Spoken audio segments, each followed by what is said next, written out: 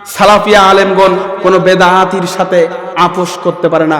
ইমাম আহমদ ইবনে সিনান রাহমাতুল্লাহ আলাইহি বলেছেন, লাইসা ফিদ দুনিয়া মুবতাদিউন, পৃথিবীতে এমন কোন বেদাতি নেই যে আহলুল হাদিসদের প্রতি বিদ্বেষ পোষণ করে না, আহলে হাদিসদেরকে হিংসা করে না।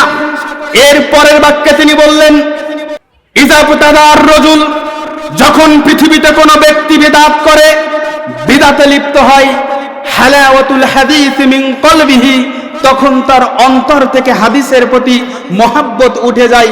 হাদিসের প্রতি মহব্বত উঠে যাওয়ার কারণেই, আল্লাহর অভিশাপের কারণেই, ফেরেশতাদের অভিশাপের কারণেই, মানুষের অভিশাপের কারণেই তার আর সুন্নাহর উপরে আমল করা সম্ভবপর হয়ে ওঠে না।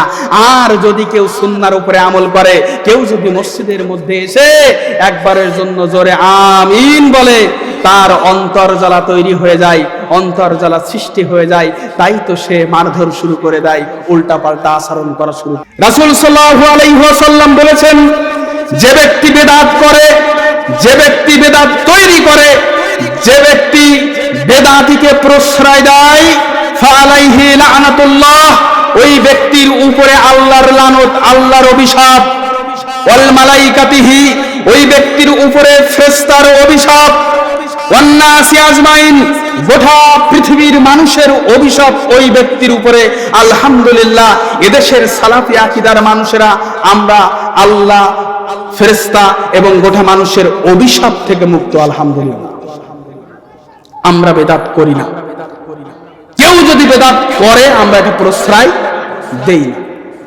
এই না দেওয়ার কারণেই শেখ আব্দুর রাজ্জাক বিন ইউসুফ হাফেজাহুল্লাহর গাড়ির উপরে হামলা করা হয়। এই না দেওয়ার কারণেই, বেদাতিকে প্রশ্রয় না দেওয়ার কারণেই ভোলা মসজিদ পুড়িয়ে দেওয়া হয়।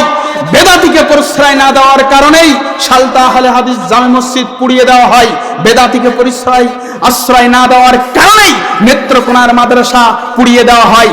বেদাতিদেরকে প্রশ্রয় আশ্রয় না দেওয়ার কারণেই ফরিদপুরের হামজা রাদিয়াল্লাহু তাআলা আনহু কমপ্লেক্সের কনফারেন্সে বাধা দেওয়া হয়।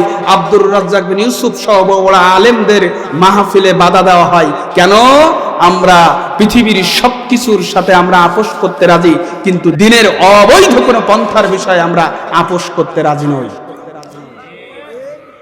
রাসূল সাল্লাল্লাহু আলাইহি ওয়াসাল্লামের যুগ থেকে পর্যন্ত কোরআন এবং সুন্নাহর যারা অতন্দ্র প্রহরী, তারা হচ্ছে আহলুল হাদিস সালাফি আলেমগণ। সুতরাং